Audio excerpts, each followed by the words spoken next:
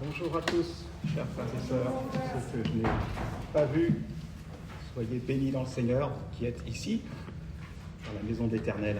N'est-ce pas, quel privilège de pouvoir être ensemble, partager la parole de Dieu. Alors, ce matin, nous allons aborder le texte de 1 Corinthiens, chapitre 7, versets 1 à 24, et en abordant cette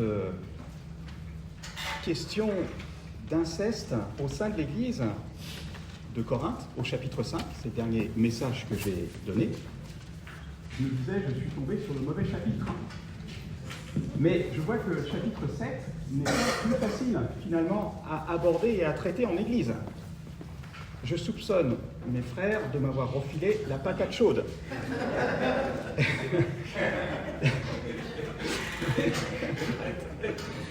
Mais je n'aborderai que les 24 premiers versets, qui sont d'ailleurs, il me semble, les plus difficiles du chapitre, et Jacques Nussbaumer, la semaine prochaine, abordera le reste du chapitre.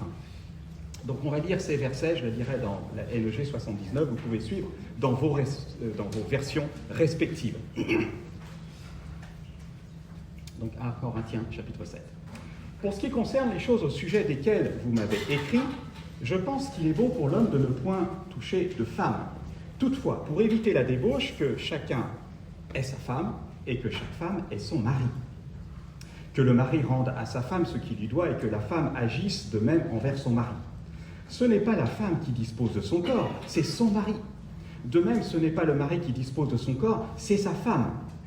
Ne vous privez point l'un de l'autre si ce n'est d'un commun accord pour un temps, afin de vaquer à la prière, puis retournez ensemble, de peur que Satan ne vous tente en raison de votre manque de maîtrise. Je dis cela par condescendance, je n'en fais pas un ordre. Je voudrais que tous les hommes soient comme moi, mais chacun tient de Dieu un don particulier, l'un d'une manière, l'autre d'une autre. À ceux qui ne sont pas mariés et aux veuves, je dis qu'il aurait bon de rester comme moi. Mais s'ils manquent de maîtrise d'eux-mêmes, qu'ils se marient, car il vaut mieux se marier que de brûler. À ceux qui sont mariés, j'ordonne, non pas moi, mais le Seigneur, que la femme ne se sépare point de son mari. Si elle est séparée, qu'elle demeure sans se marier, ou qu'elle se réconcilie avec son mari, et que le mari ne répudie point sa femme. Aux autres, ce n'est pas le Seigneur, c'est moi qui dis. Si un frère a une femme non croyante, et qu'elle consente à habiter avec lui, qu'il ne la répudie point.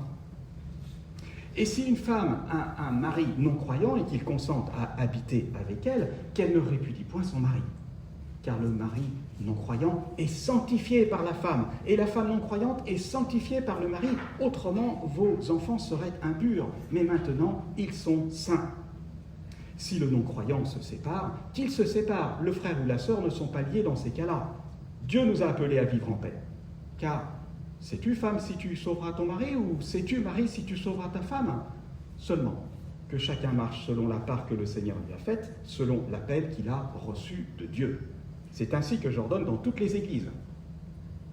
Quelqu'un a-t-il été appelé étant circoncis, qu'il demeure circoncis?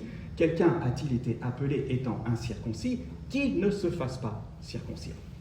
La circoncision n'est rien, et l'incirconcision n'est rien, mais l'observation des commandements de Dieu est tout. Que chacun demeure dans l'état où il était lorsqu'il a été appelé. As-tu été appelé étant esclave? Ne t'en inquiète pas, mais si tu peux devenir libre, profites-en plutôt. Car l'esclave qui a été appelé dans le Seigneur est un affranchi du Seigneur. De même, l'homme libre qui a été appelé est un esclave de Christ. Vous avez été rachetés à un grand prix. Ne devenez pas esclaves des hommes.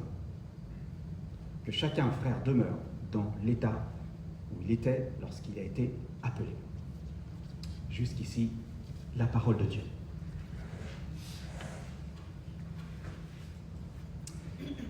Alors, probablement, influencés par les philosophies grecques, les Corinthiens avaient développé une théologie erronée en ce qui concerne le corps. Certains se posaient la question des conséquences de la conversion sur leur vie familiale. Est-ce qu'il fallait renoncer aux relations conjugales, même étant mariés, verset 3-6. Est-ce qu'il fallait renoncer pour les célibataires et les veuves au mariage, versets 7-9. Est-ce qu'il fallait se séparer de son conjoint inconverti, versets 10-24. Et la réponse que Paul va décliner dans ce chapitre est que les Corinthiens peuvent vivre néanmoins l'Évangile dans leur contexte, en paix, en étant rachetés à un grand prix, versets 15-23, en glorifiant Dieu, mariés ou seuls, et selon l'appel que chacun a reçu de Dieu, versets 16 à 24, on va y revenir. Ce que Paul écrit, ici, inspiré par le Saint-Esprit, s'adresse aussi à notre Église, Paris-Beaugrenelle. Parce que notre Église, comme celle de Corinthe, dans notre Église, il y a des couples mariés, croyants, des couples dont l'un des conjoints n'est pas croyant, des célibataires et aussi des veuves. Paul s'adresse à toutes ces catégories de personnes. Et il faut dire, frères et sœurs, que notre société hyper sexualisée a entraîné beaucoup de confusion chez pas mal de personnes qui n'ont plus de repères moraux, disons-le. Certaines peuvent être dans notre Église, et pour d'autres, on est appelé à les accueillir. Et nous apportons à tous l'Évangile, la bonne nouvelle de la grâce de Dieu et la possibilité de vivre une vie qui glorifie Dieu. Matt nous a parlé dimanche dernier du fondement que Paul a posé dans le chapitre précédent. Et ce fondement, c'est que nous ne nous appartenons plus à nous-mêmes. Et ça, c'est un solide fondement. Et l'apôtre va construire sur ce fondement et on va en décliner les conséquences, à savoir, eh bien, maintenant, vivre devant Dieu en tant que racheté à un grand prix. Ça, c'est la conséquence, et en tout cas, cette possibilité que Dieu nous offre avec deux conséquences pratiques qui vont être nos parties: vivre en glorifiant Dieu, marié ou seul, versets 1 à 16, et vivre selon l'appel que nous avons reçu de Dieu, versets 17 à 24. Commençons par la première partie. Vivre en glorifiant Dieu, marié ou seul, avec un premier sous-point, sans excès de spiritualité. Verset 1. Il est très probable que il est bon pour l'homme de ne pas toucher de femme, c'est-à-dire de ne pas avoir de relation sexuelle avec une femme, soit une citation de ce que les Corinthiens ont écrit à Paul, parce que le « je pense que » n'est pas dans le texte grec. Contrairement aux chrétiens qui se sentaient libres de fréquenter des prostituées, d'autres prenaient le contre-pied de cette promiscuité sexuelle. Et un groupe d'ascètes soutenait que le chrétien soit ne devait pas se marier, soit s'abstenir de relations conjugales s'il était marié, mais on voit que l'apôtre corrige cet excès par le « toutefois » du verset 2, en rappelant l'ordre créationnel et la tentation due au péché par le manque de maîtrise de l'homme, verset 5. Tout ce que Dieu a créé est bon, y compris les relations intimes, mais à condition qu'elles prennent place dans le cadre défini par Dieu, dans les liens du mariage. Glorifier Dieu aussi par une sexualité saine dans le cadre voulu par Dieu. C'est pour répondre à une spiritualité déplacée que l'apôtre aborde dans les versets 2 à 11 et de manière incidente et en creux ce qu'est le mariage selon Dieu, y compris dans les relations conjugales entre un homme et une femme. Et je m'adresse ici aux couples mariés, mais aussi aux jeunes parmi nous qui sont appelés un jour à être mariés. On va relever 8 éléments. D'abord, le mariage chrétien est un lieu de relation exclusive. Et ça, c'est souligné par l'adjectif possessif qui est employé à 4 reprises au verset 2, que chacun est sa femme, et que chaque femme est son mari. Même chose au verset 3, sa femme, son mari. Quand j'ai dit oui à Nelly, j'ai dit non à toutes les autres femmes. Nous nous appartenons mutuellement pour le reste de nos jours. Deuxièmement, le mariage est un cadre protecteur. Oui, l'apôtre le dit bien, verset 2, pour éviter quoi? La débauche. Intéressant, que chacun ait sa femme et que chaque femme ait son mari. Alors, le risque de débauche n'était pas négligeable à Corinthe. Évidemment, il faut savoir que sur l'Acro-Corinthe, qui était donc le promontoire rocheux qui dominait la ville, il y avait un temple dédié à Aphrodite, qui était la déesse de l'amour, et qui comptait à cette époque-là jusqu'à 1000 prostituées sacrées, faisant office de prêtresses. L'offre était abondante. Mais mes amis, à Paris, le risque de débauche, il n'est pas moins grand. L'appel aux aventures extra-conjugales, il passe sous nos yeux. Il n'y a rien de nouveau sous le soleil. Et bien que Paul dise au verset 7, il souhaiterait que tous les hommes soient comme lui, c'est-à-dire non liés à une femme, il reconnaît que le mariage est un cadre protecteur pour l'homme et la femme, pour faire face à la fragilité humaine et au péché qui est entré dans le monde par manque de maîtrise de nous-mêmes. Et il le dit à 2 reprises, verset 5 et verset 9. Troisièmement, le mariage est un don de Dieu. Il faut le rappeler. Si le don du mariage est fait à la plupart des humains, le célibat est aussi un don de Dieu. Verset 7, que chacun tient de Dieu un don particulier, l'un d'une manière, l'autre d'une autre, dira Paul. Pour ceux qui sont mariés, j'aimerais vous rappeler que votre conjoint est un cadeau de Dieu, est un don de Dieu. N'oubliez pas de lui dire fréquemment. N'oubliez pas, mes amis. Quatrièmement, le mariage est un lieu de devoir d'engagement mutuel. Et ça ressort du verset 3. Que le mari rende à sa femme ce qu'il lui doit, et que la femme agisse de même envers son mari. Alors si vous regardez dans l'Ancien Testament, dans Exode 21, il est question de nourriture, de vêtements et de droit conjugal. Mais Paul écrira dans Éphésiens et dans Tite que les maris doivent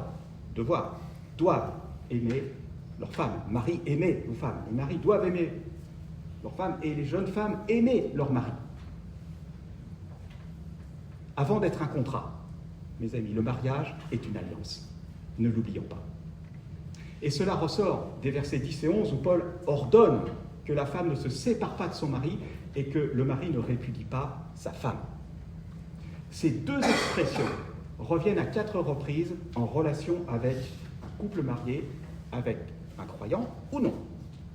Un conjoint qui se sépare de son couple sous prétexte qu'il n'a plus de sentiments, et j'en connais personnellement plusieurs, n'a pas compris l'alliance dans laquelle le Seigneur l'a fait entrer dans le mariage avec son conjoint, qui est une image de l'alliance de Dieu avec lui ou elle, le jour où il a accepté ou elle a accepté Christ dans sa vie. Cinquièmement, le mariage est un environnement sacré de dons mutuels. Le corps, dit Paul, au chapitre 6, est pour le Seigneur. Mais ici, au verset 4, Paul dit que le corps de la femme appartient à son mari et inversement. Y a-t-il contradiction? Non, il n'y a pas contradiction. Ce que Dieu nous confie ici, en particulier pour les hommes, qui est le corps de son épouse, doit être abordé avec délicatesse, tact, amour, sensibilité, parce que Dieu en est le véritable propriétaire. Et il nous le confie pour un temps. Faisons attention à ce cadeau très fragile que Dieu donne, prête à l'homme pour un temps. Ce domaine de l'intimité au sein du couple est à protéger jalousement de tout regard extérieur et toute intrusion extérieure.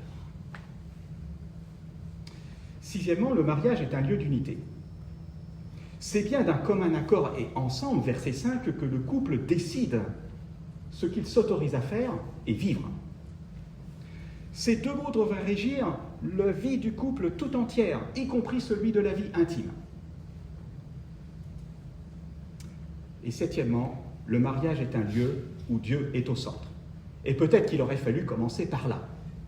Le verset 5 parle d'un renoncement commun. Pourquoi? Afin de vaquer à la prière. La prière est essentielle pour le maintien spirituel du couple. Le Seigneur Jésus le rappelle dans Luc 18, 1. Il faut toujours prier et ne point se relâcher. Prier ensemble régulièrement est quelque chose que nous avons pratiqué avec Nelly depuis 40 ans. 40 ans de mariage. On n'est pas parfait, mais avec du recul, on voit combien la grâce de Dieu a été sur notre vie et sur la vie de notre famille. Où des moments c'était un peu chaotique, surtout avec Jonathan. Mais on a vu vraiment la grâce de Dieu et on le bénit pour ça. Mais une seule chose que nous avons toujours fait, c'est prier, prier et prier. Enfin, glorifier Dieu, troisième point, en étant le conjoint d'un incroyant. Et ce sont les...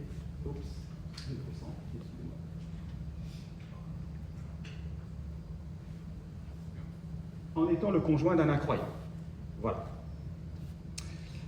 Une question en lien avec l'autorité de la parole de Dieu. D'abord, je voudrais soulever, parce que ça peut poser question, la parole de Paul au verset 12. Ce n'est pas le Seigneur, c'est moi qui dis, n'est-ce pas? Aurait-elle moins d'autorité que le verset 10 lorsqu'il dit « J'ordonne non pas moi, mais le Seigneur » ? Non. Pourquoi? Parce que d'abord, Paul reste bien conscient qu'il est inspiré par le Saint-Esprit. Au verset 40, il le dira « Et moi aussi, je crois avoir l'Esprit de Dieu ». Et quand Paul dit au verset 12 que ce n'est pas le Seigneur, c'est moi qui dis, il exprime qu'il n'a pas de parole explicite de la part du Seigneur, comme ça sera le cas pour le verset 10, qui rejoint Marc chapitre 10, verset 9, où Jésus dira que l'homme donc ne sépare pas ce que Dieu a joint. N'est-ce pas? Toute écriture est inspirée de Dieu. Et alors maintenant, et ceux qui ont un conjoint incroyant? Eh bien, voilà ce que dit Paul. Le mari non-croyant est sanctifié par la femme, et la femme non-croyante est sanctifiée par le mari. Autrement, vos enfants seraient impurs, tandis que maintenant, ils sont saints. Belle promesse, mes amis. Attention, ces versets ne sont pas ce verset n'est pas une permission de Paul pour les croyants de se lier avec un incroyant. Ne vous mettez pas avec les infidèles sous un joug étranger, dira-t-il au verset 6. Mais néanmoins, le but de Paul dans ce verset 14, c'est de montrer qu'une grâce particulière repose sur un conjoint non-croyant et sur les enfants du couple. Ils sont saints, ils sont mis à part pour Dieu à cause du conjoint croyant. Le non-croyant appartient à une famille sur qui Dieu a déjà des droits à cause du conjoint croyant. C'est une merveilleuse promesse, mes amis. Et je pense à Flore, je pense à Madeleine qui n'est pas avec nous, à Nathalie, à James, et peut-être d'autres. Prenez courage, mes amis. Prenez courage parce que Dieu vous utilise pour transmettre une sainte influence sur votre couple et sur vos enfants, parce que le Saint-Esprit agit en vous et au travers de vous à votre insu. Même si vous ne voyez rien, même si c'est parfois difficile, persévérez, priez, l'Église prie aussi pour vous et pour votre conjoint. Dieu n'a pas dit son dernier mot. Ceux qui connaissent ton nom se confient en toi, car tu n'abandonnes pas ceux qui te cherchent, ô Éternel. N'est-ce pas? Psaume 9, verset 11. Dans le contexte, et dans ce contexte-là, par le verset 16, « Sais-tu femme si tu sauveras ton mari » ou « Sais-tu mari si tu sauveras ta femme » Paul semble dire « Ne vous séparez pas de votre conjoint qui n'appartient pas au Seigneur parce que Dieu est à l'œuvre et tu ne sais pas comment les choses peuvent tourner à un moment ou à un autre. » On a connu une sœur qui priait tous les jours pour son mari et ils ont vieilli ensemble, ils ont été mariés pendant 60 ans. Durant des décennies, son mari était inconverti. Et à 80 ans, le mari s'est enfin converti. Peu de temps après, cette sœur est partie rejoindre son Seigneur. Sa tâche était achevée. Un mot sur le divorce et le remariage. Dans Matthieu 5 et 19, chapitre 5 et chapitre 19, le Seigneur mentionne que l'infidélité ou l'adultère sont une raison qui justifie le divorce, peuvent justifier le divorce. Et Paul étend cette autorisation en cas d'abandon du foyer par le conjoint qui n'est pas croyant. Verset 15, si le non-croyant se sépare, qu'il se sépare. Le frère ou la sœur ne sont pas liés dans ces cas-là. Dieu nous a appelés à vivre en paix. Ce sont ces deux clauses d'exclusion à la permanence des liens du mariage. Personnellement, je n'en connais pas d'autres dans les Écritures. Deuxième partie qui va être plus courte, c'est vivre selon l'appel que nous avons reçu. Versets 17 à 24. Alors, l'idée de ces versets, globalement, est de vivre une vie d'obéissance et confiante dans la souveraineté de Dieu. Paul, dans les versets 12 à 15, avait abordé le fait que le croyant devait faire confiance au Seigneur alors qu'il était lié à un non-croyant en ne se séparant pas de lui. Et Paul donne maintenant d'autres exemples où le croyant est appelé à accepter sa condition dans laquelle le Seigneur l'a placé. Juif, païen ou esclave ou libre. Alors, verset 18, ça peut sembler étrange. Quelqu'un a-t-il été appelé étant circoncis qu'il demeure circoncis? Peut-être est-ce que Paul faisait référence à certains juifs qui, pour cacher leur origine, ont essayé d'effacer leur circoncision par une opération chirurgicale. En tout cas, l'exhortation de demeurer devant Dieu dans l'état où on se trouve, quand on a été appelé, verset 24, touche au contentement, à ce que le Seigneur permet dans chacune de nos vies. Chacun, mes amis, se retrouve dans un contexte bien particulier, unique, avec des relations uniques. C'est la part que le Seigneur nous a faite. Verset 17. Je vous donne un exemple personnel. Lorsque je me suis converti, à l'âge de 18 ans, mon papa était très fâché. Très fâché. Il avait du mal à accepter que j'aille chaque jour, le dimanche matin, chaque dimanche, à l'église. Pour lui, j'étais dans une secte. Et il aurait préféré, je l'ai su après, plutôt que je sois un drogué, plutôt que je me sois converti. Mais c'était comme ça. Mais j'avais confiance que je ne pouvais pas me soustraire à mon contexte familial comme ça. C'est pas parce que les relations étaient difficiles, tendues, que je devais claquer la porte. J'avais compris que le Seigneur m'appelait à rester là où j'étais, à être fidèle et à prier pour mon papa. Et j'ai vu avec le temps, papa évoluer. Je l'ai vu parce que quand il a attrapé entre guillemets, quand il a eu un cancer, il s'est vraiment remis en question. Et quand il est décédé, on a retrouvé dans son bureau un petit mot sur lequel il avait écrit « Je remercie Dieu de m'avoir guéri de mon cancer parce qu'il avait été guéri ». Il avait cheminé avec Dieu d'une manière ou d'une autre.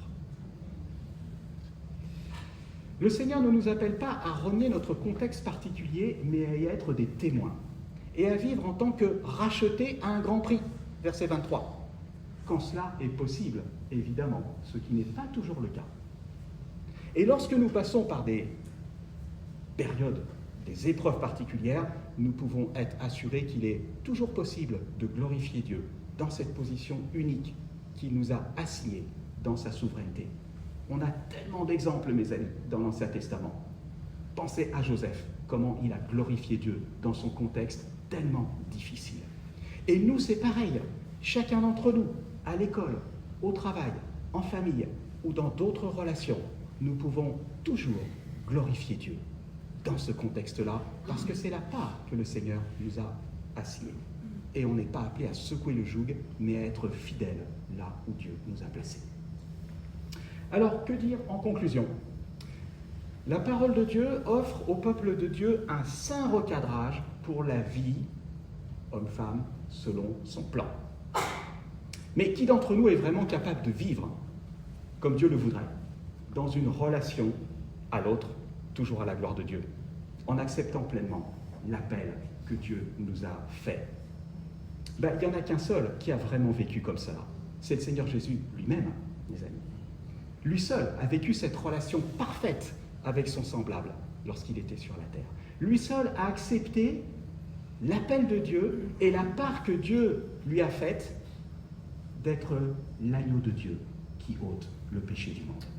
Et tout ça pour nous racheter à un grand prix, mes amis. Et ce chapitre est finalement là, sous nos yeux, parce que nous n'avons clairement ni la force, ni les ressources de vivre comme Dieu le voudrait. Mais de ce grand prix payé par Christ découlent les ressources dont nous avions besoin, pour quiconque croit. C'est sa vie en nous qui nous donnera sa grâce de le glorifier, indépendamment de notre statut.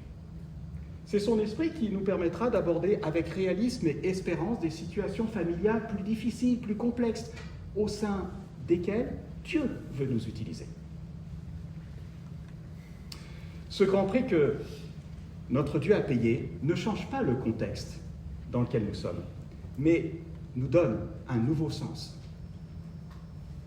à toute une manière de vivre, non plus égoïstement, mais comme lui appartenant. Et si certains parmi nous n'avaient pas bien compris encore pourquoi le Seigneur Jésus peut changer la vie à quiconque se tourne vers lui, transforme le cœur de celui qui croit en lui, venez nous en parler après ce culte. On sera heureux d'échanger et de parler avec vous. En tant que croyants, nous pouvons être confiants que Dieu est au contrôle de notre contexte et nous pouvons le glorifier là où il nous a placés. Oui, je peux vivre devant Dieu en tant que racheté à un grand prix. Amen. Amen. Prions, mes amis. Merci Seigneur Jésus de ce que tu abordes dans ta parole tous les domaines de notre vie. Et merci de ce que tu as une réponse à tous nos soucis, toutes nos questions. Merci Seigneur pour ta grâce. Aide-nous, notre Dieu, à vivre, mettre en pratique ce que tu nous dis et surtout à te faire confiance. On te bénit et on t'adore ensemble. Au nom de Jésus. Amen. Amen.